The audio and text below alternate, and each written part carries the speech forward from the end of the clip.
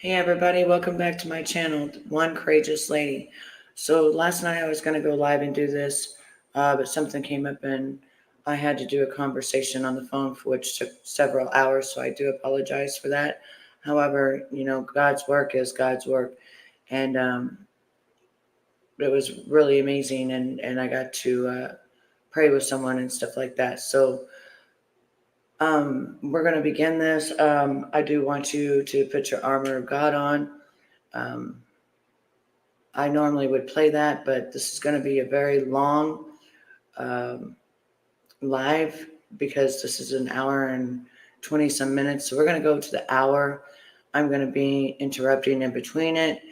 And then, so it's going to be about a 2 hour live. So grab you a snack, grab you a drink, and we just need to get started.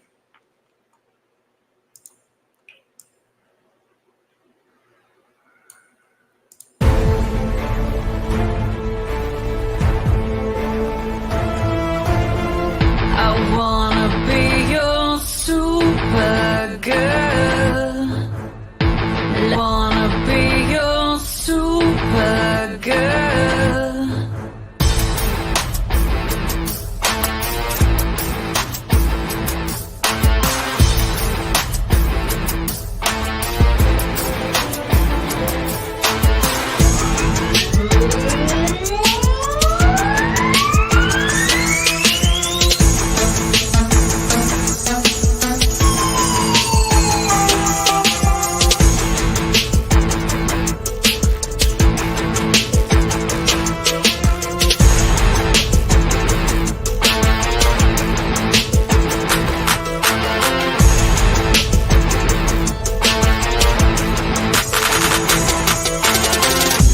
What you want, what you need.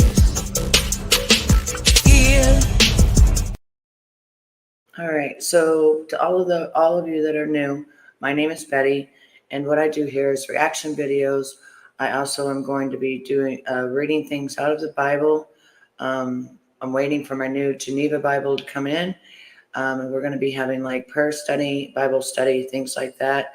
In between me doing reaction videos on near-death experiences or people that have joined, satanic covens, things like that, what their experience was there. I also want you to know that there will be trigger warnings for people that are real sensitive to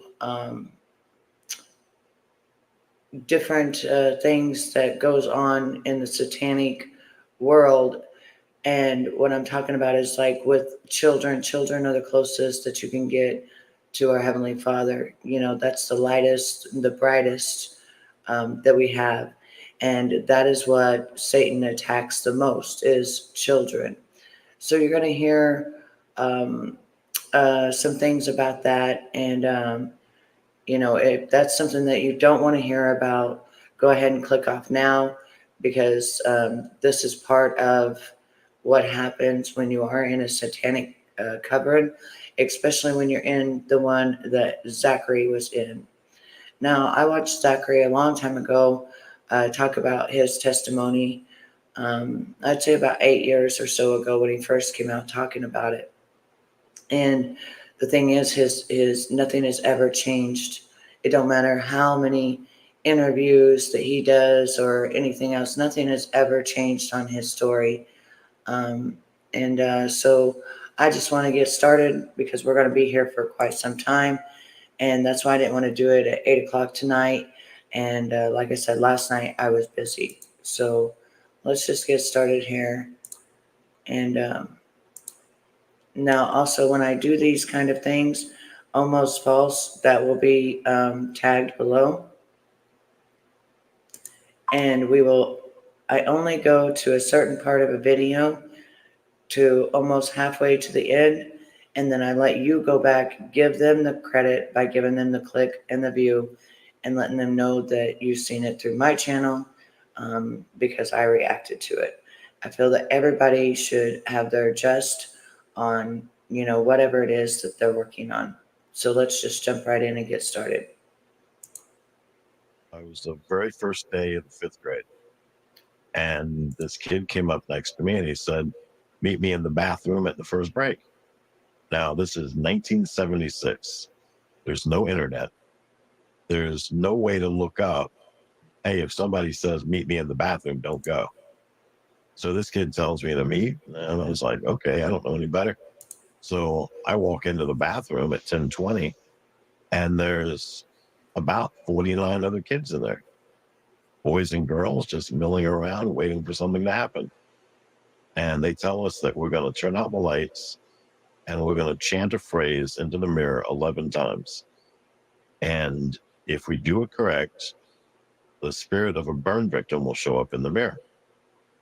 Now, none of us believe what we're being told. You know, I haven't ever seen this in a movie or a cartoon. I haven't ever had a friend tell me. I've got an older brother. He didn't tell me he did this. My parents have never told me this story. Never done it at church. Never heard this anywhere. But this kid, same age as me, is telling me this story, and it's like, all right, let's try it and see what happens. So they turn out the lights. That alerts everybody that something's different, because some of us are still scared of the dark. So now all of a sudden we're in a totally dark room, and you're in there with 49 other kids, and we chant the phrase 11 times, and suddenly the mirror flickers and there's a face there that's not one of us, and it looks like the spirit of a burn victim.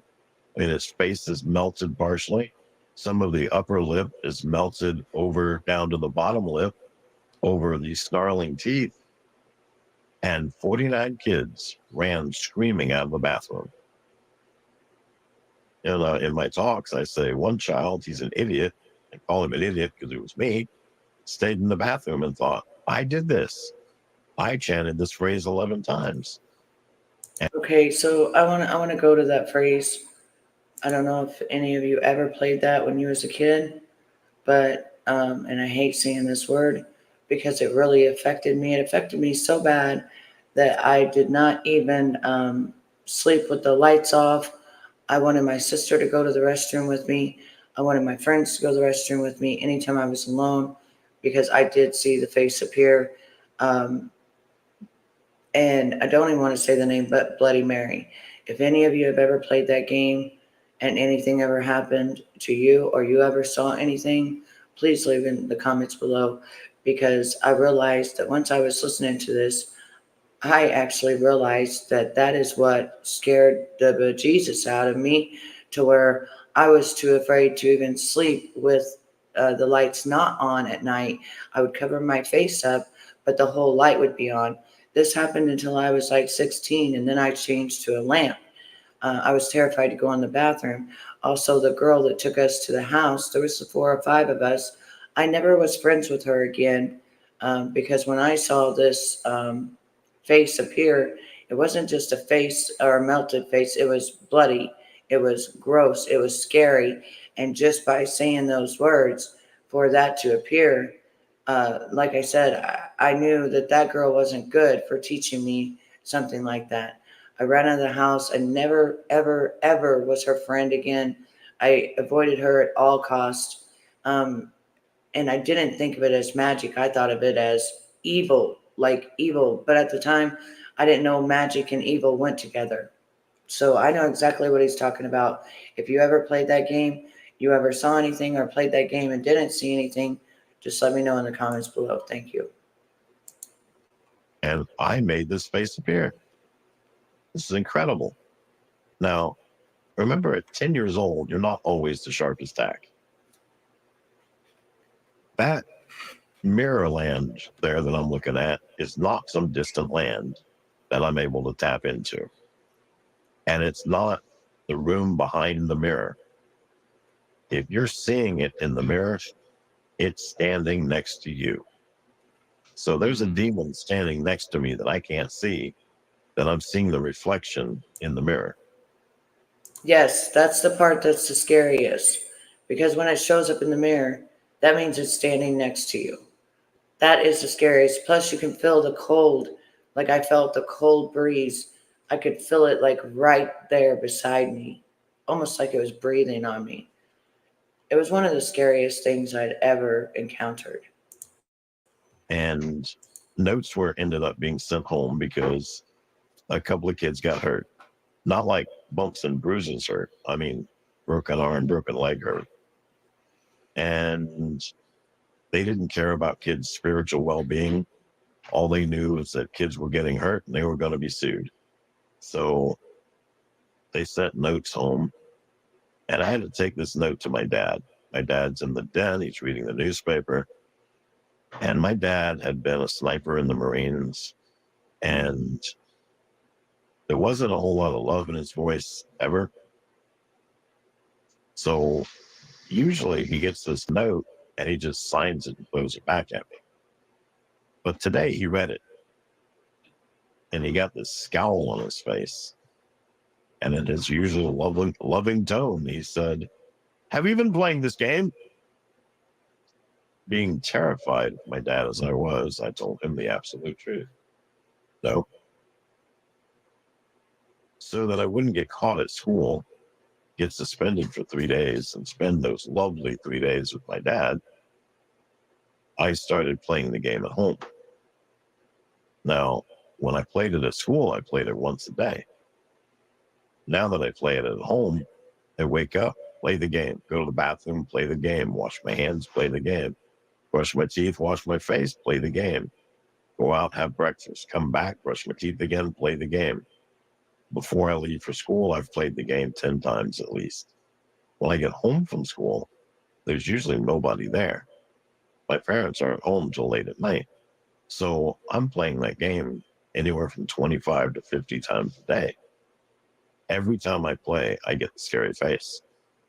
But, you know, I attribute the scary face to the law of bulldogs. Bulldogs are one of the friendliest dogs in the world with the ugliest face.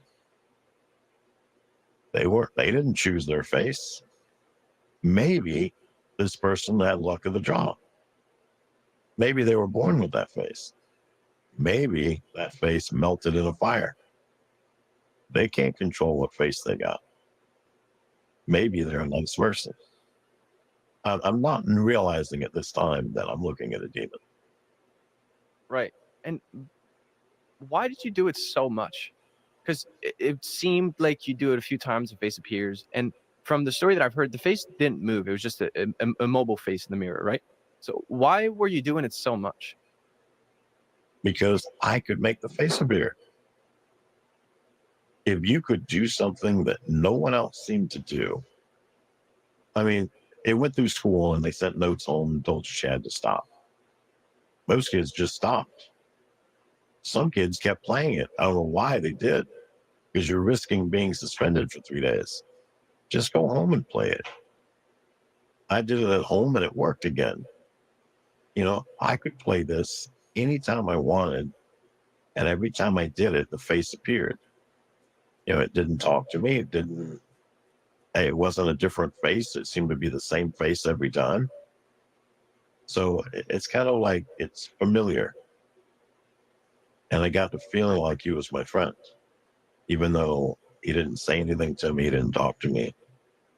But I could make this face appear.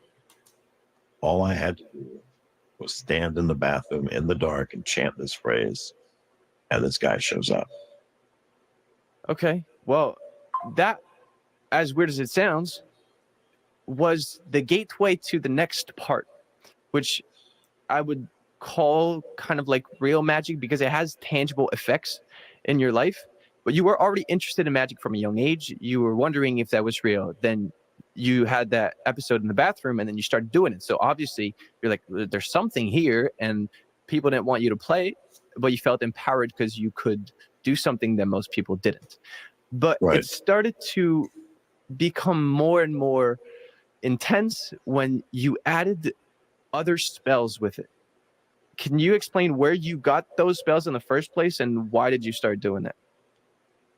I was playing D&D with a bunch of older teenagers, and there was 2 of us that were playing D&D that were young kids. I was 10 and another kid was also 10. And I was always the wizard or the sorcerer in that. And I started noticing that my magic spell works every single time.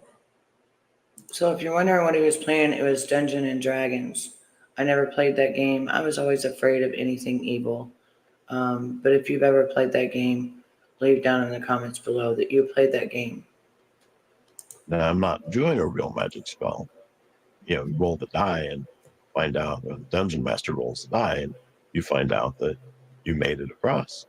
Yeah, because for context, for people that don't know, D&D stands for Dungeons and Dragons, and it's a board game. So this is what he's talking about. So this is, you were playing the board game, and in the board game, when you were trying to do something like with the spell, you always get between a 15 and a 20. So it would always work in the game. That's what you're saying. Right. And I guess for more context for people, it's a role-playing game. So you play a different role based on what the character you've created. You have a dungeon master that does a lot of things and sets things up. So you're not actually getting to roll the die even. He does that. It's a 20-sided die. And it's a math-based game, so a lot of nerds play. And so I'm having a great time playing this, but my magic always works. So I start thinking, what if I did a magic spell in real life? Not in the game. Just what if I did a real life magic spell and it worked? Now, I know better than to tell anybody I'm going to do a magic spell. I'm a little nerdy kid. I get made fun of enough as it is. I don't need to be made fun of for one more thing. So I'm not going to tell anybody. But I'm going to see if it works. Now, if it doesn't work, I'm probably never going to do magic again. I'll just leave it alone. I'll find something else. I'll start making model cars or something. But if it does work, I'm going to do this every day for the rest of my life. So we have spells in D&D books and the TSR gaming books that it turns out that Gary Gygax, one of the founders of the game, went to Satanists and asked for real spells. So the game would be more authentic. So there was a spell in there to get money because it takes money to run a campaign. So I did a spell for money. And the next day, I did it on a Friday. Saturday, I went out to play and I found a can of tennis balls. I opened it. It was three new tennis balls. Like, that's really cool. But also in the can was a $5 bill. Now, this is 1976. The three most important things in the world to me are comic books, candy bars, and penny candy. Penny candy now will cost you anywhere from 25 cents to 50 cents a piece. When I was a kid, they cost you a penny.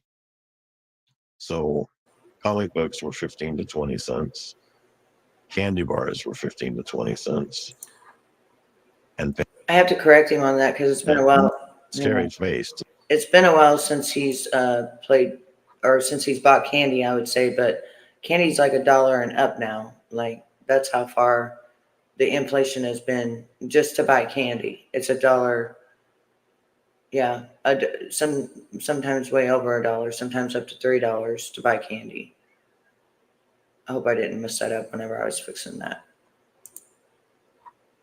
I think I messed that up. And so I'm having a great time playing this, but my magic always works. So I start thinking, what if I did a magic spell in real life? Not in the game. Just what if I did a real life magic spell and it worked? Now, I know better than to tell anybody I'm going to do a magic spell. I'm a little nerdy kid. I get made fun of enough as it is. I don't need to be made fun of for one more thing. So I'm not going to tell anybody. But I'm going to see if it works. Now, if it doesn't work, I'm probably never going to do magic again. I'll just leave it alone. I'll find something else. I'll start making model cars or something. But if it does work, I'm going to do this every day for the rest of my life. So we have spells in D&D books and the TSR gaming books that it turns out that Gary Gygax, one of the founders of the game, went to Satanists and asked for real spells. So the game would be more authentic. So there was a spell in there to get money because it takes money to run a campaign. So I did a spell for money. And the next day, I did it on a Friday. Saturday, I went out to play and I found a can of tennis balls. I opened it. It was three new tennis balls. Like, that's really cool. But also in the can was a $5 bill. Now, this is 1976. The three most important things in the world to me are comic books, candy bars, and penny candy. Penny candy now will cost you anywhere from 25 cents to 50 cents a piece. When I was a kid, they cost you a penny. So comic books were 15 to 20 cents. Candy bars were 15 to 20 cents. And penny candy was a penny. For $5, I could get 500 pieces of candy. You know, you're a winner. 500 pieces of candy. Man, that's a major treasure trove.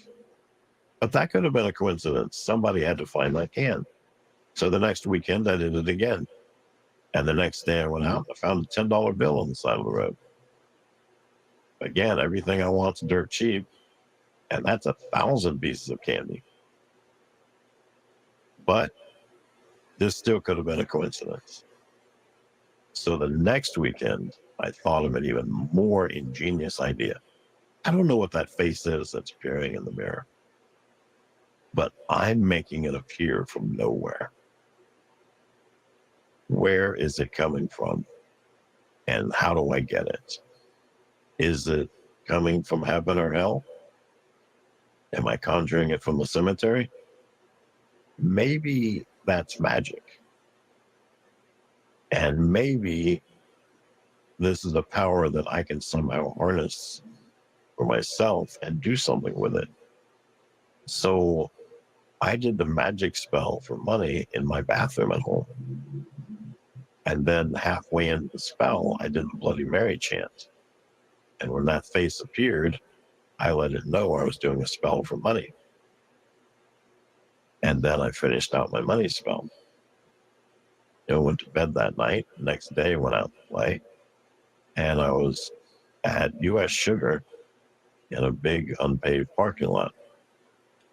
And something caught my eye, something bright and shiny. And I ran off to see what that was. When I got to the area, there's nothing bright and shiny there. But there's what looks like Monopoly money rolled up tight in rubber bands. So I put that in my pocket and I go back to play. And eventually, you know, it's late at night, everybody's had their bath and everybody's in bed going to sleep.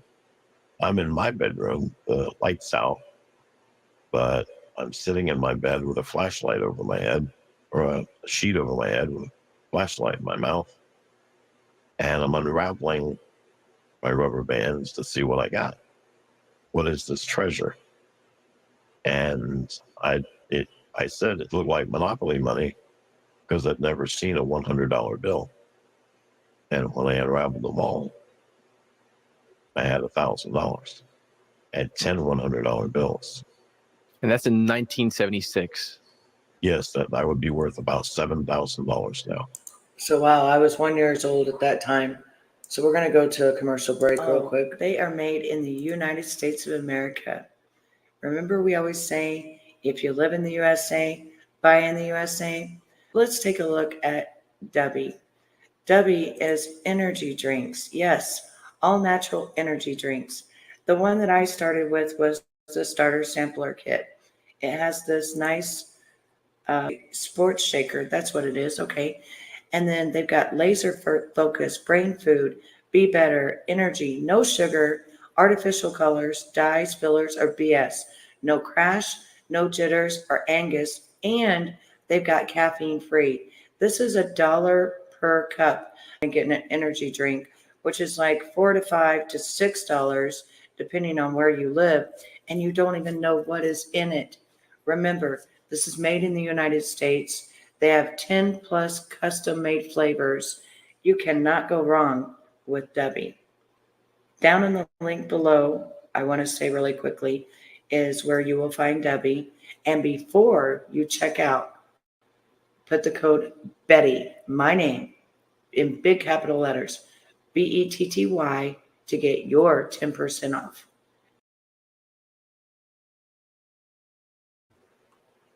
Back to our regular scheduled program. And that as well, think of how many pieces of candy I can get with $1,000. I mean, it's unlimited pretty much at that point. No, I didn't spend it all on candy. I mean, I just got a lot of stuff that a 10-year-old kid shouldn't have. Mm-hmm. And realizing that, if I did this spell every day, and every day it worked like this, that in 1 year I could buy a Lamborghini Countach, which is what I wanted. That was my number one dream car, Lamborghini Countach. Or if I did it for 3 years, I could be a millionaire. I'm not considering that I have to tell my dad, where is all this money coming from? My dad would probably make me stop, doing it. Right. It was an awkward way to talk about it. So you kept that secret. But also, I want to clarify that you didn't find $1,000 every single day. You did that spell every day, and most of the time you get like only a little bit, right? Right. Yeah, I would do. It took me a long time to run out of $1,000, and when I finally did run out of it, then whenever I would do the spell again, I'd get $20, which is still significant.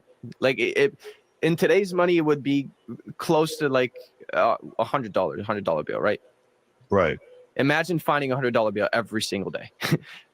It's very significant, and I understand why you wanted to go deeper. So kind of got teased, and then it continued to give you a little bit to put you deeper and deeper into magic. But a year after you started doing that, or about a year after you started doing that, you got molested by a teacher in school. And I think that's when things really went to a different level.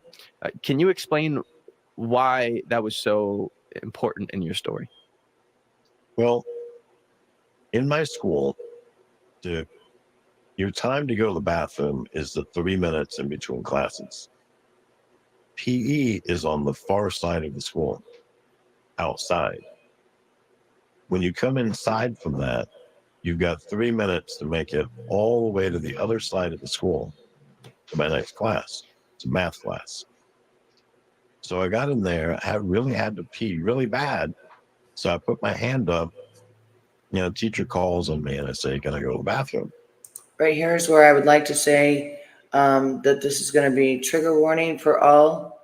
This has got SA in it. And so if this is a problem for you, please exit, because this is what he's going to be talking about. So I'm putting a trigger warning out to everyone right now. You had 3 minutes in between classes. Why didn't you go then? 3 minutes isn't enough time for me to go to the bathroom and come here. I'd have been late. You'd have given me a detention. I have PE before this. I don't have time to make it. So she gives me the pass, and she tells me not to dilly-dally, not to play in the hole, don't play in the bathroom, go do your job and come back. Okay. So I take that, walk down to the end of the hallway, and go to the bathroom. When I enter the bathroom, there's a noise in there. It sounds like somebody's breathing hard in the bathroom. But I look under all the stalls, there's no feet. And we have like 5 stalls. And then we have a large handicap stall. So there's nobody at the urinals. I walk to the first door, open it, nobody there. Next door, open it, nobody there. Third and fourth doors, nobody there. this is getting uber creepy because I can hear there's somebody in this room, but I'm not seeing anybody anywhere. I mean, I'm checking the ceiling, the corners, vents, somebody hiding. If somebody had been hiding in a vent, that'd have probably scared the crap out of me. Or if I'd have looked up and seen somebody attached to the ceiling. I've seen all those movies, that would have scared me too. But they're not in any of the stalls. And then I open up the final one, and there's a female teacher sitting on the toilet with her Trigger skirt warning. hiked up to her waist.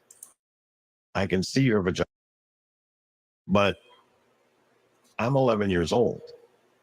I'm not interested in sex, and women are not on my radar whatsoever. I'm not even looking at girls in school. And I don't know what it is. To me, it looks like she has a wound. It looks like somebody cut her or something, and there's something there. And she's playing with it and moaning and writhing and tells me to come in the bathroom. So I come into the stall and she tells me to lock it behind me. So I do that. And then she sexually assaults me. And she ends up pulling down my pants and my underwear, having me lay on the floor, and she climbs on top of me. When we were done, she told me that it was my idea, that I liked it. You have to admit that you liked it. I had to admit that I liked it. And that if I told anybody, I would be expelled from school. I would be arrested. I'd be put in prison. My parents would disown me. Hey, it's me, and I'm sorry for interrupting this amazing story, but I just wanted to remind you that we have extra content on Locals that you should check out, like the beginning of this conversation or Comment that she would ask anybody. Hang on just one second. So I want to interrupt this for a moment. And I want to say that, a lot of back in the day that happened a lot more than people think that it did. And it's just a really sad thing that happened in his school. And I did a thing on that where teachers are, even now, teachers are doing stuff like that with their students. And thank goodness they're getting caught and they're going to prison, because that's not what you're there for, as far as teaching students. I don't believe that any student should know any teacher's sexual orientation either, because of the fact that when I was growing up, we didn't know anything about our teachers. Sometimes we would know they were married, but that was as far as it goes. When people start telling people that they're gay, they're transgender, they're whatever in the schools, that immediately leads to the word sex. And then they start describing what it is and stuff like that. That's why I think that it should not be in our schools. But I don't know. I didn't trust any of the bathrooms after that. Like, I never went back to the bathroom in the middle school again, because I didn't want to be sexually assaulted again. And I couldn't do it on the way home, because what if she's waiting for me in a different bathroom? So I walked home, peed my pants on the way home, got home and put my clothes in the hamper. And then I took a bath in the hottest water I could tolerate to make myself clean. And I was doing that almost every day. I did that every day for probably 3 weeks, just trying to clean myself from the dirtiness I felt. Mm-hmm. And that wasn't working.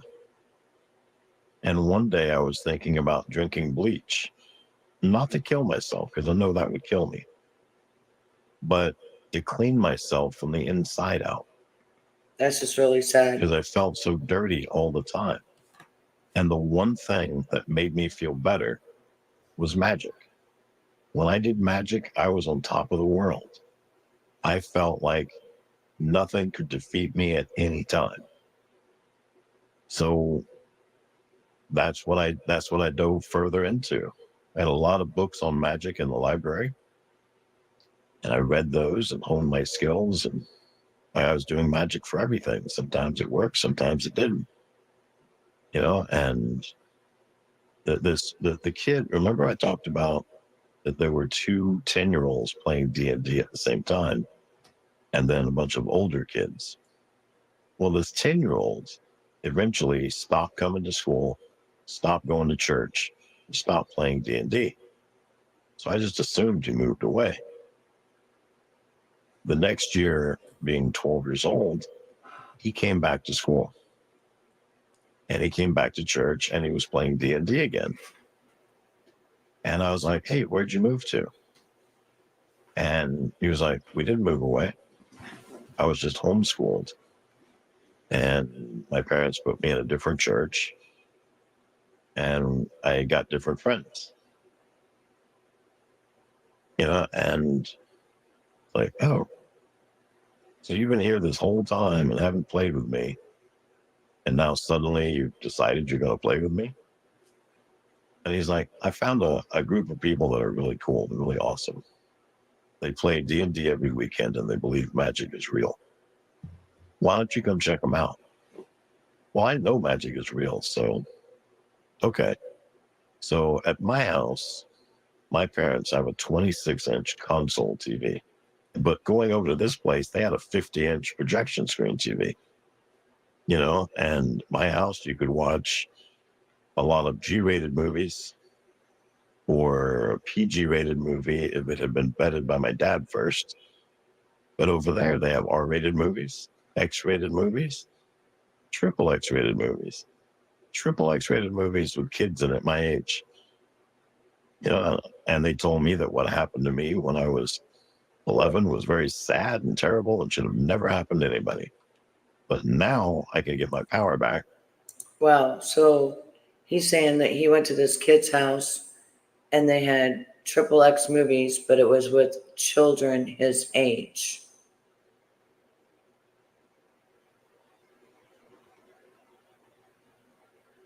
Now, at the time, he's a child, so he doesn't understand really what all of that is about and why they have children, on these videos, doing X acts and stuff like that. But that's really sad as well. And this is how I got into Satanism.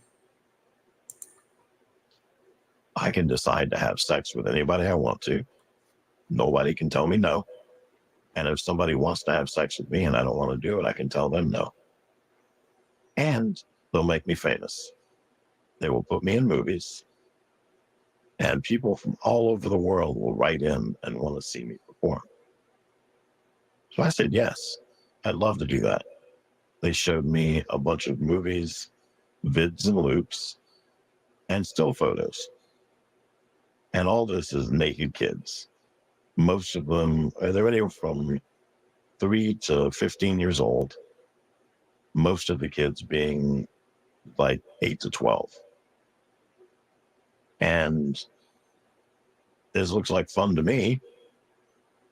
So they introduced me to 3 girls that are sisters. One is 8, one is 11, and one is 14. How old are you at that time? 12. And these girls are going to teach me how to have sex. Because I don't know anything. And they said, you're going to learn with the 8-year-old first. Once she feels that you know everything that she can teach you, you'll move to the 11-year-old, do the same thing. Wow, can you imagine an 8-year-old knowing more than...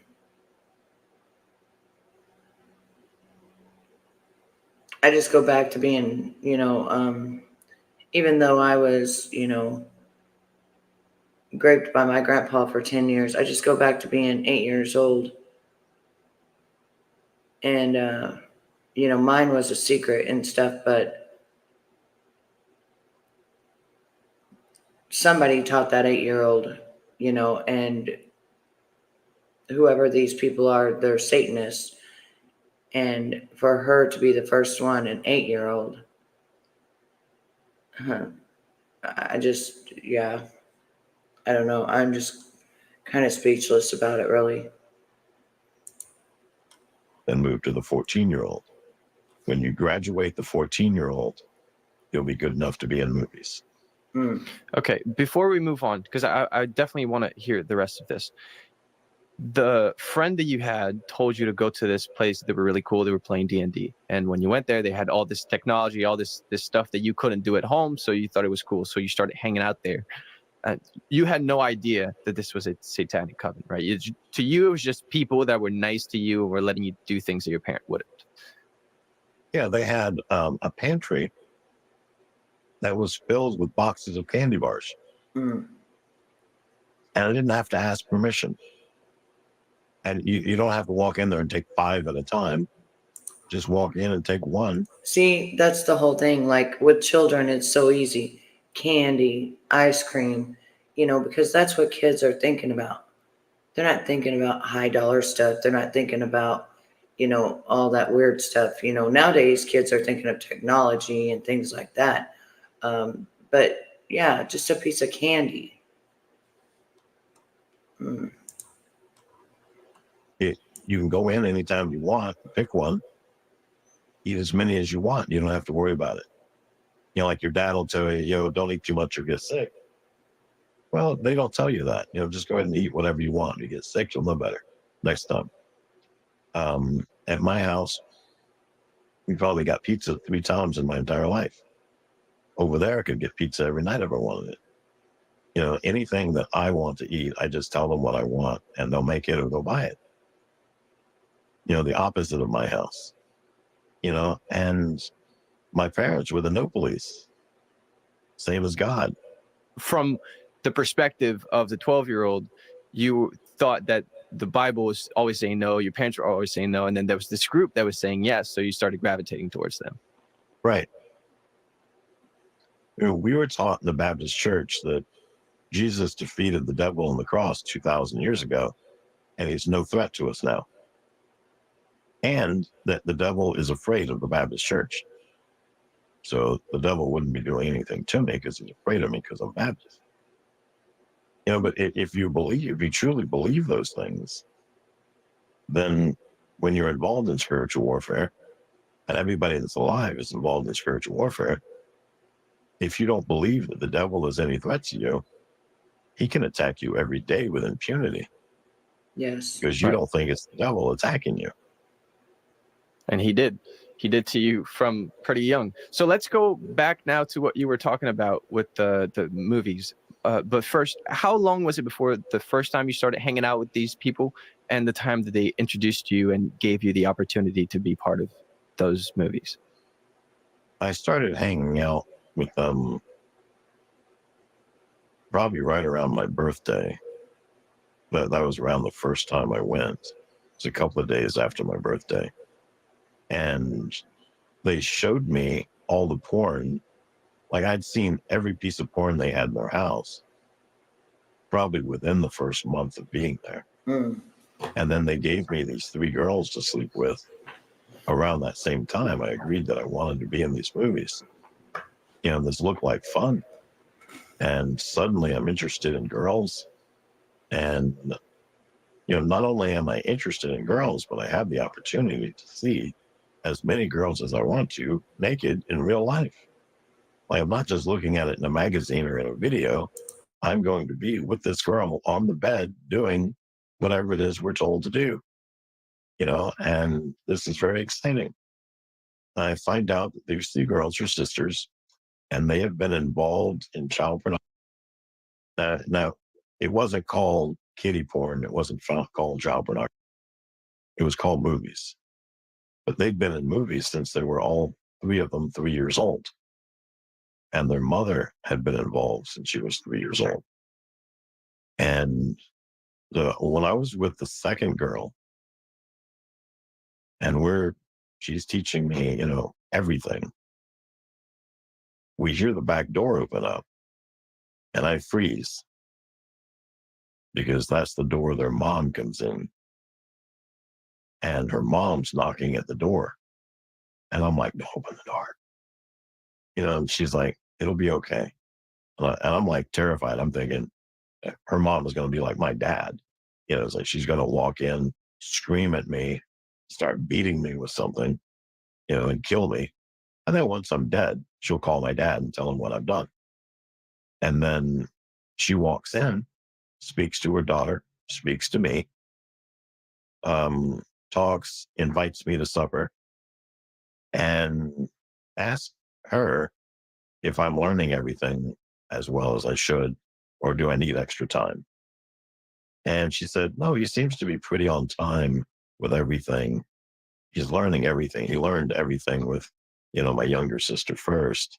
So he's pretty much on target right now. So you weren't the first one because she knew how long it should take. So that means that she did it to other people before. Right.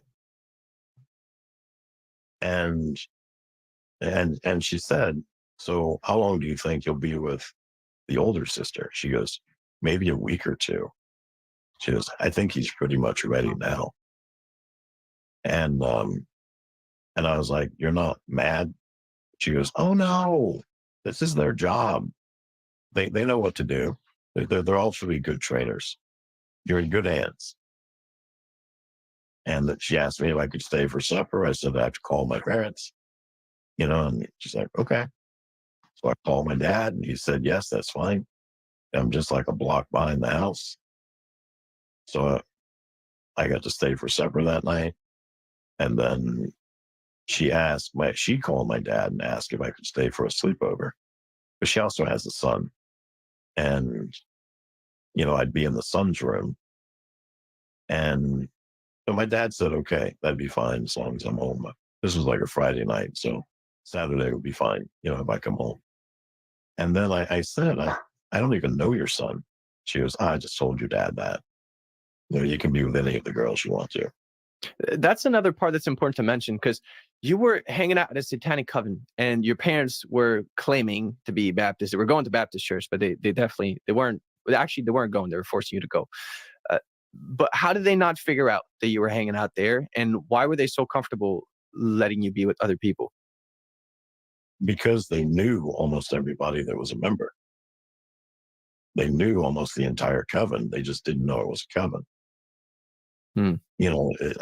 My deacons from my church are coming into my coven all the time. They're not performing sexually, but they seem to know everybody and they're talking with everybody. And it made me comfortable to be there because I'd seen them at church for the last 12 years. So, it seemed like a safe place for me to be. And my parents knew the deacons, and they didn't like all the deacons. They didn't like everybody. Just because they knew people didn't mean they liked them. Right. But they liked them good enough for, it seemed safe for me to be there. It didn't seem like anything bad was ever happening. Both my parents worked. They owned 2 companies. And they weren't investigating what was going on. They just saw it on the surface and thought it was okay. So your parents were comfortable letting you go there because they knew the people, and you were comfortable because they were letting you do things, but you still had no idea that this was a satanic coven. How did you find out, and when did you find out? I was still 12. Now, remember, I'm starring in these movies. Now, remember too that I'm not realizing that I'm being re-victimized every time somebody has sex with me, because we'll receive letters, and they'd open up the letter. It would have a certain name on the outside of it. Everybody that was in a porno video loop or whatever, we all had fake names. So my name on the screen was Tommy. People would write in, and they would write in the letter, and the letter is written a lot of times in crayon on paper that you would use when you were in first grade. Mm-hmm. So I don't know how they make you write things now in the first grade, but back when I went to school in 1972, the paper was wider and the spaces were bigger, and you used a fat pencil to write with instead of a regular size pencil. Yes, that's how it was when I went to school as well. And we're going to interrupt this for another commercial. They are made in the United States of America. Remember, we always say if you live in the USA, buy in the USA. Let's take a look at Debbie. Debbie is energy drinks. Yes, all natural energy drinks. The one that I started with was the starter sampler kit.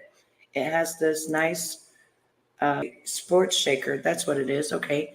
And then they've got laser focus, brain food, be better, energy, no sugar, artificial colors, dyes, fillers, or BS.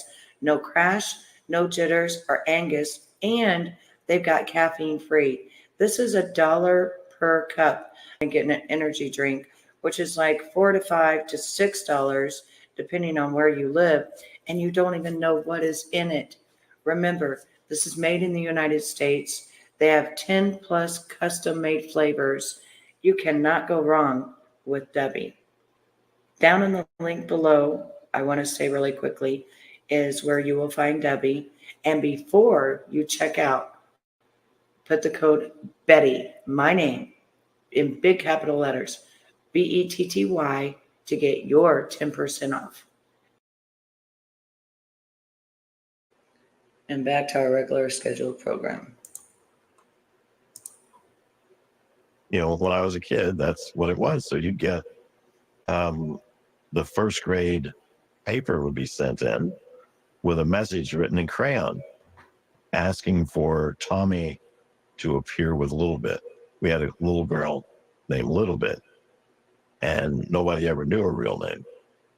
And we had another girl with a similar name. Her name was Mosquito Bites. So we had Mosquito Bites and Little Bit. And people would request Mosquito Bites to be with Tommy. And they refer to me as the little Hispanic kid. And they would sometimes be very specific in what they wanted to see. And people would read us that. And all of us felt good because we have fans. And our fans are wanting to see us in these movies. And it never occurred to us that these were adults watching the videos.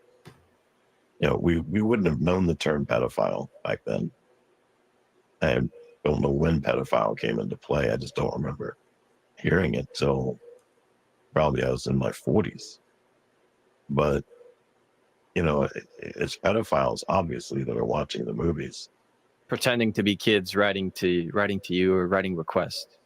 Right.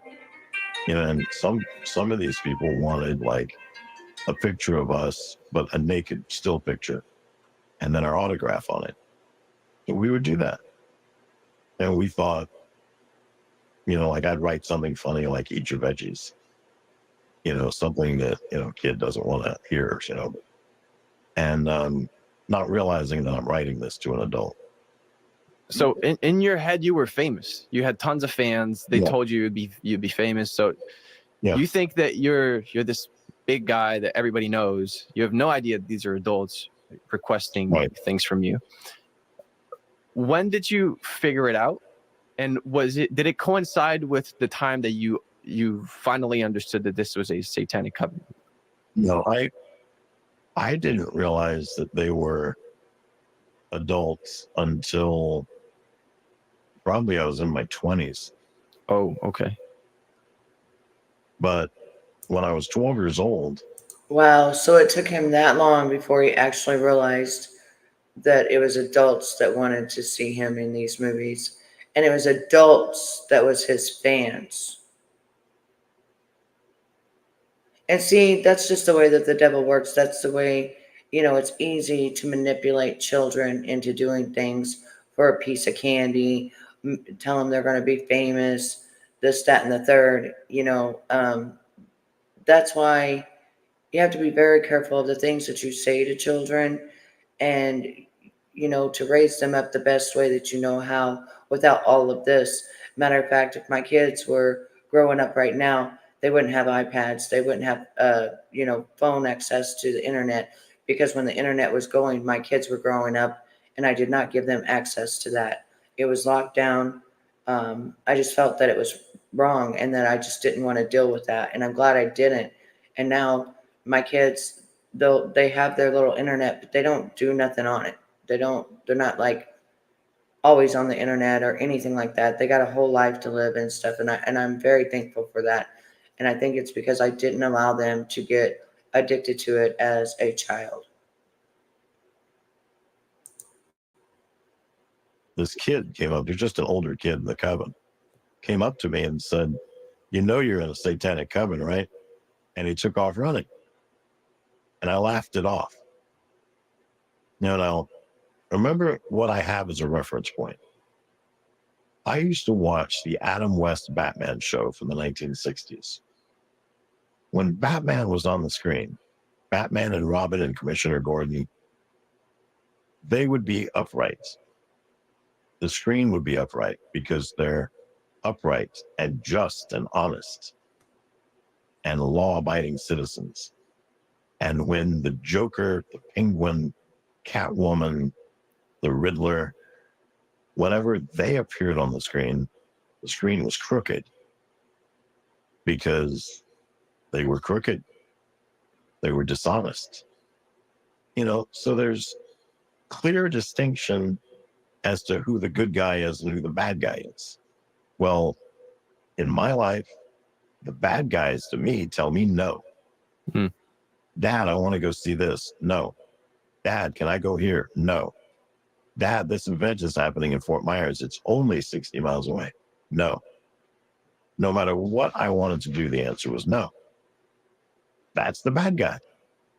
And so by default, the people that went against your parents or your dad were the good guys.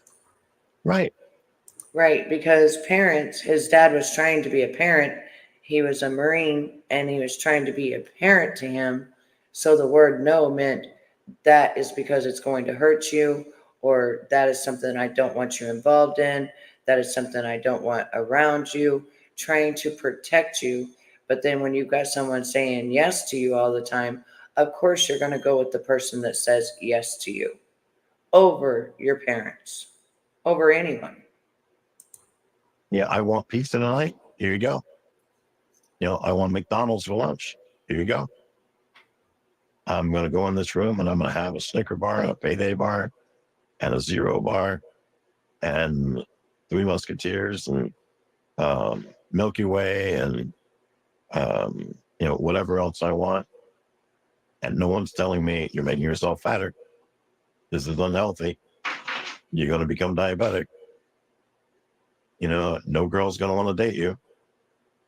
You know, no one's saying any of that. They're just like, you know, do you want another bar? So when that guy told you you're in a satanic coven, you were thinking that can't be because these are the good people. Right. These are the good guys. What happened after for you to find out? Well, it after like 2 weeks, I was thinking on that comment every day. Like, could he be telling me the truth? Like, it didn't feel like these are the bad guys. These guys do anything I want. Like with these guys, I got to go see the Moody Blues in concert. Whatever the movie was that came out on Friday, I got to go see it the same day I saw the Moody Blues play. You know, I'm getting to do everything I want to do. How could Satan be the bad guy? So I went up to one of the members that I trusted. It was an adult.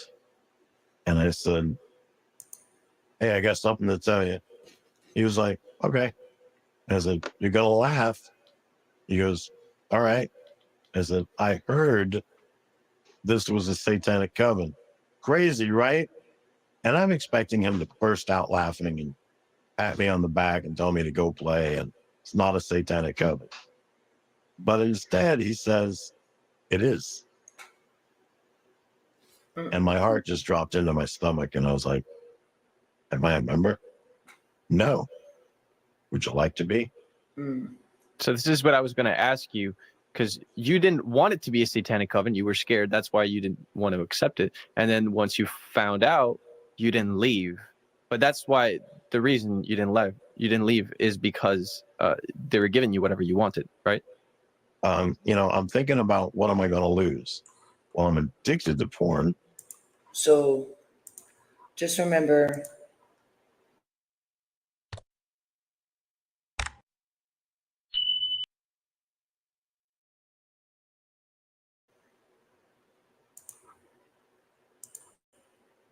I'm addicted to masturbation. I'm addicted to watching porn and being in it. You got to be 18 to buy porn. I'm 12 years old.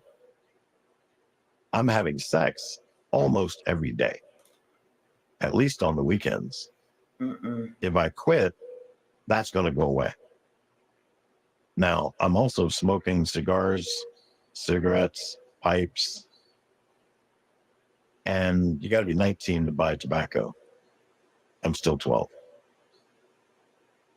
I'm drinking almost every day, at least on the weekends. You got to be 21 to buy booze. I'm still 12. I'm taking illegal drugs practically every day. If I quit, this is where I get my illegal drugs. I'll get them for free. So I'm probably going to have to buy them.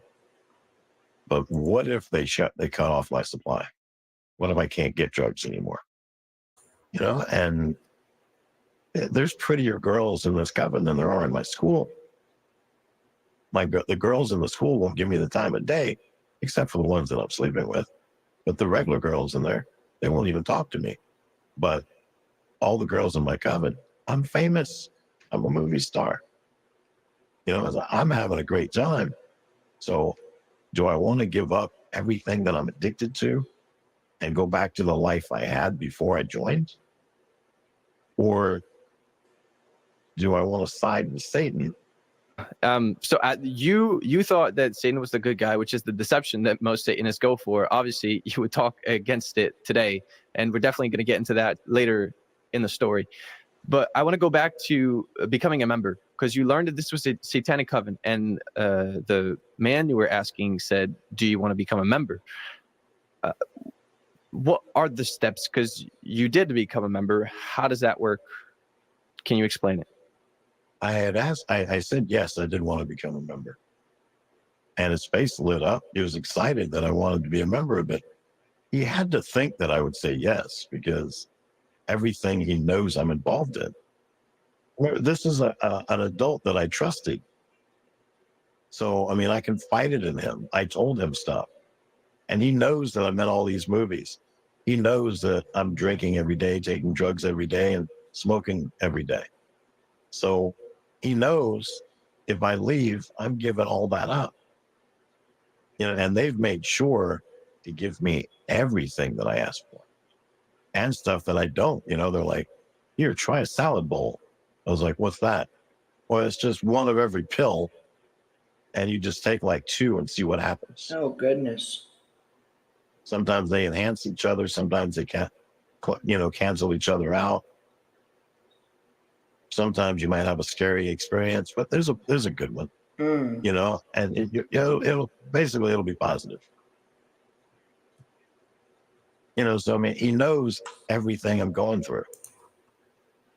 That is scary in itself, because them children could have OD'd, or, anything could have happened. They could have been allergic to the pills, which probably I would say back in those days would have been, what's those called that they talk about that Hugh Hefner used all the time? Oh, goodness. My mind just went blank.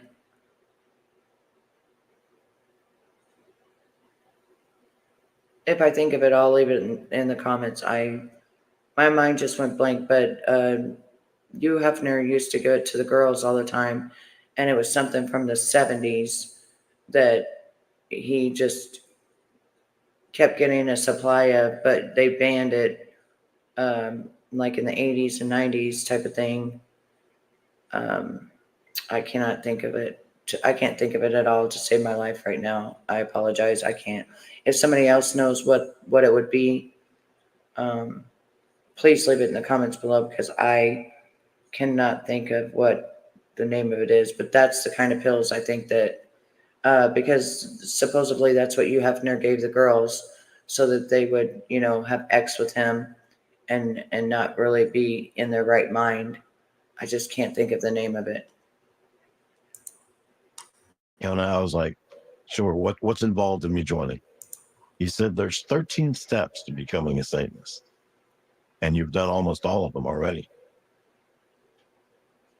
All I had left to do, I had to slice my left thumb and bleed onto a document. Now, left thumb, because it's closest to the heart, the document is 5 pages long. You have to bleed onto 3 pages and sign it in your blood. Oh. The blood of Jesus washes away all sin. Hold up. I figured it out. It's a quaalude. The quaalude was the ones in the 70s. And that's what it was used for anxiety and stuff like that, like a tranquilizer. And I believe that that's the kind of pills that he had in there. They also had Black Beauty capsules in the 70s. And that was like amphetamine. So yeah, it would be those kind of pills is what he was taking, but mostly the quaaludes, the methaqualone, which are also quaaludes. So they're all called quaaludes pretty much. They have all different kinds of, they have the psychedelic quaaludes. But yeah, they were all quaaludes. Wow. That could have hurt him really bad. But not mine. And I sign my name to that. Jesus died for everyone, but not me. And I sign my name to that. And on the final page of a 5-page document, I agree to sell my soul to the devil. I have something to say. So this is what people. So if, and I want to say this, hang on. So if Jesus wasn't real, why would they have him sign and denounce Jesus? Why would they have him to do these rituals if Jesus wasn't real? If the Son of Man wasn't real, if God wasn't real, why would they have him to denounce it? Because Jesus is real and God is real. That's why. That's why they had him to denounce it.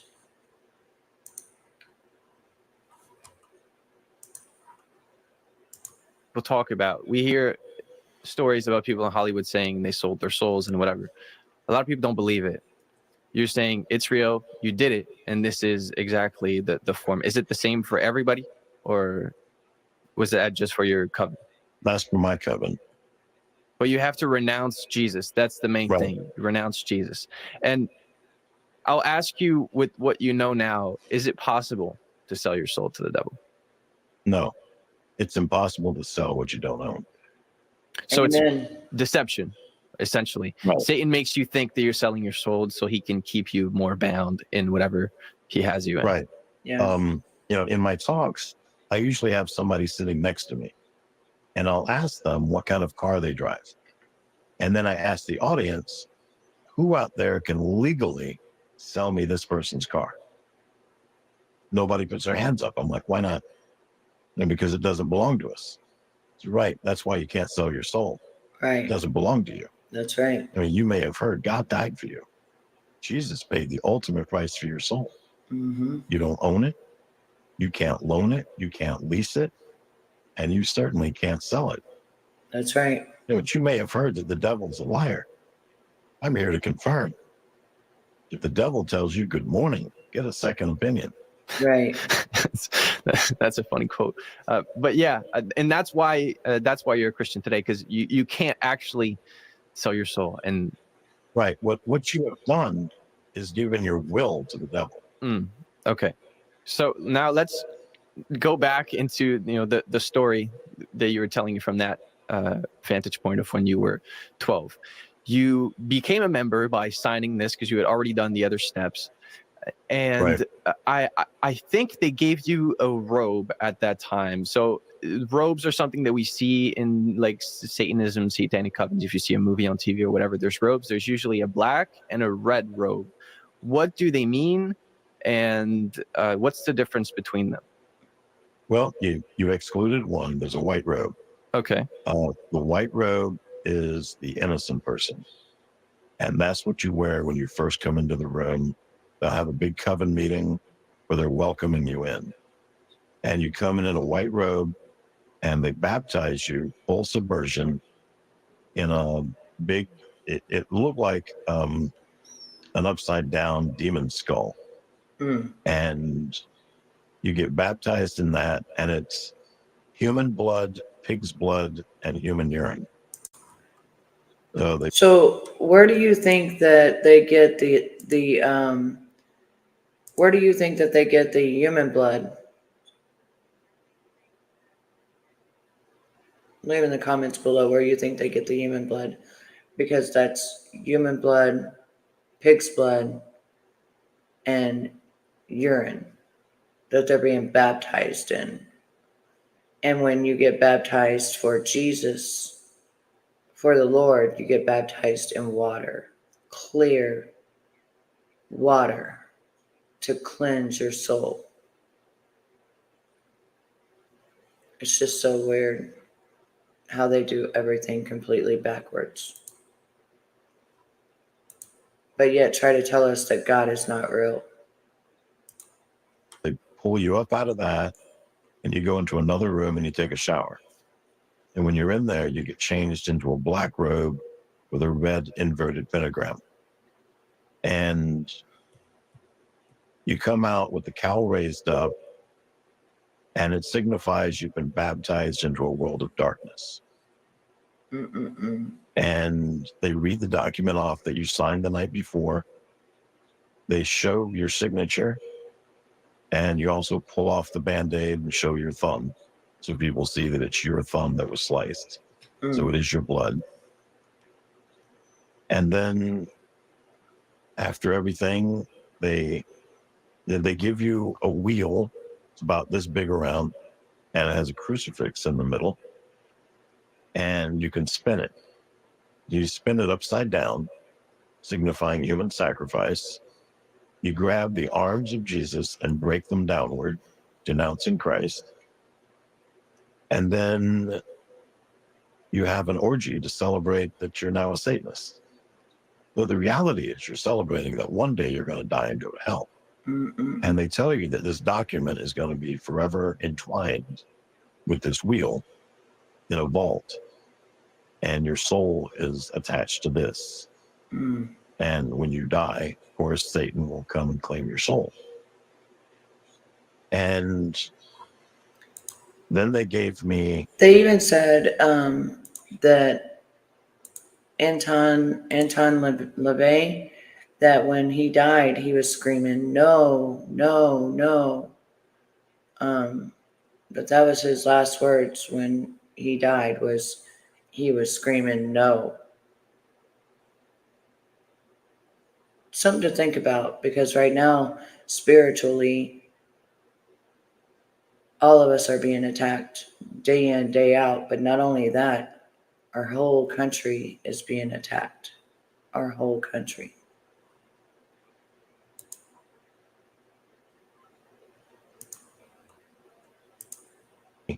Because I'm addicted to magic. I love magic. And I'm always reading whatever I can find, books or magazines, or there's esoteric, weird magazines that talk about magic that they sell in the back of adult bookstores. And so I'm just embracing everything, just absorbing everything that I can. When I officially came into the coven, everybody there that practiced magic shared their book of shadows with me. Now, Book of Shadows is your personal book where you write all your spells. So you might have a different way. You might do the exact same spells that I do, but you do them a different way. You do them how they work for you. So then I would read your spell book to see how you do stuff, because there might be stuff in there that I like. Where, I'm doing my love spell a certain way and I don't like it, but I like the way you do yours. So I incorporate some of your magic into my magic. And they gave me the red robe, and the red robe is for the mage. That's the official person that does the magic of the coven. So anybody in the coven is allowed to practice magic.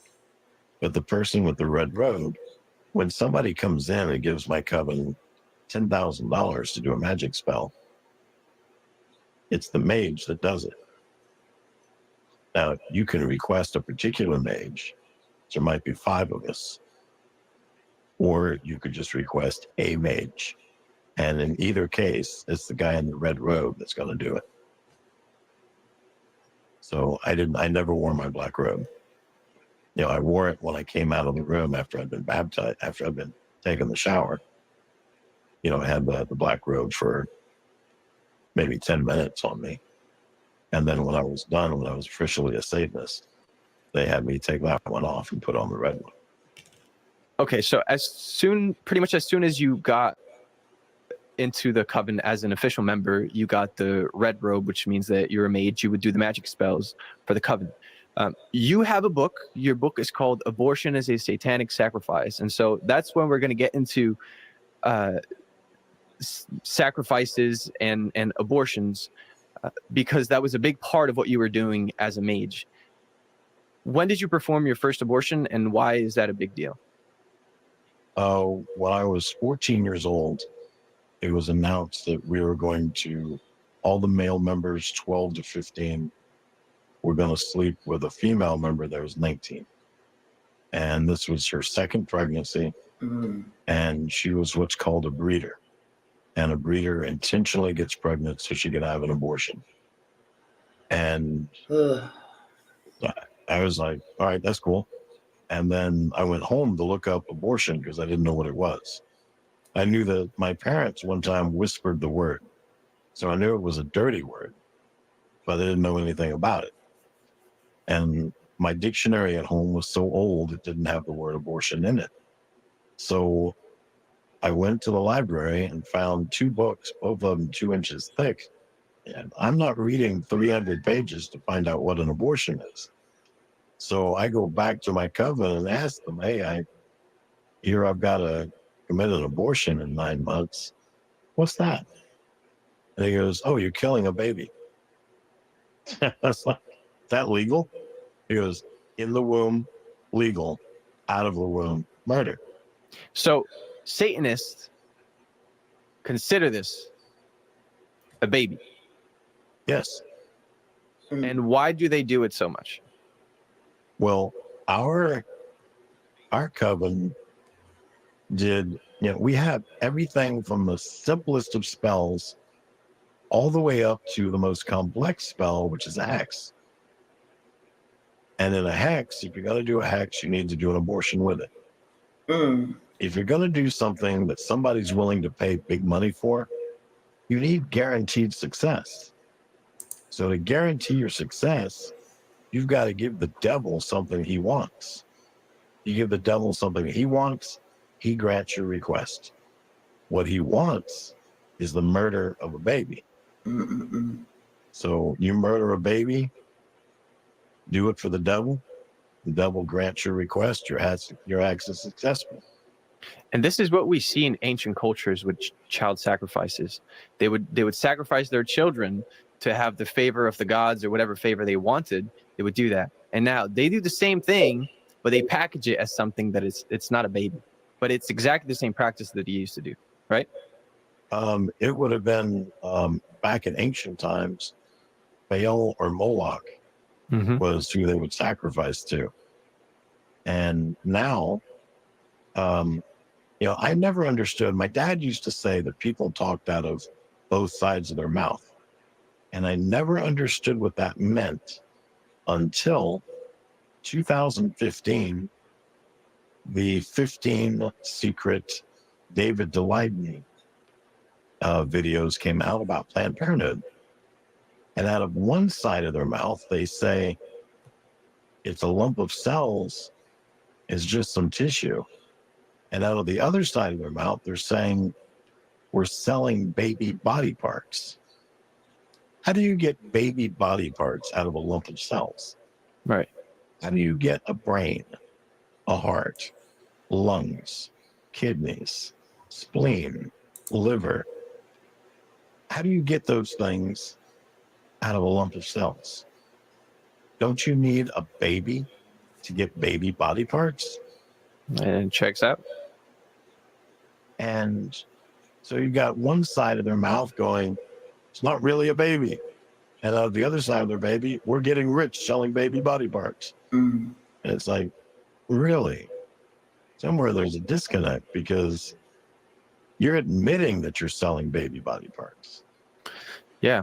So you, we started talking about this because you did your first abortion at 14 or 15, around that time, because you talked about they had this party and then you were going to abort the baby. It was planned. This lady, you called her a breeder, the 19-year-old. She wanted to do that for whatever spell they were going to do.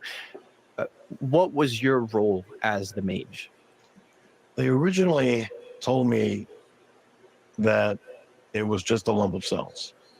They're just going to scrape out some cells. They're going to vacuum it up with a little vacuum tube, and I'm not going to see anything. But that I needed, for me to do the hex, I needed to get blood on my hands. So it would probably be the mother's blood, and you're not there to hurt the mother. Just get some of her blood and put it on your hands. Then go do your X. Okay. And so they had me practice, though, with a scalpel and an apple or an orange or a ball of Play-Doh, and practice stabbing each one of these things. And that'll be this lump of cells that you stab. And, just getting blood on your hands. So don't worry about it. It'll be simple. And so that's what I did for 9 months. I went and participated in the orgy with everybody else. And, she was telling me that this was her second pregnancy.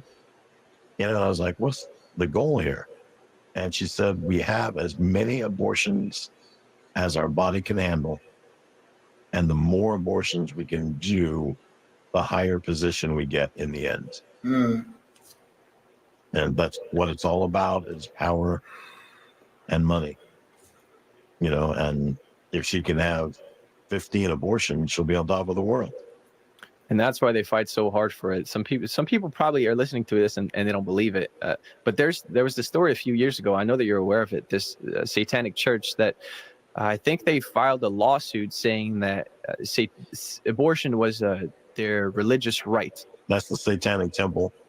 And that was, I think, in Minnesota. They have opened their own abortion clinic in New Mexico. So it's like the Samuel Alito abortion clinic or something like that. Mm. Named after, I don't know if it's named after him or his mother, but they're saying his mother should have aborted him, and then Roe versus Wade would not have been overturned.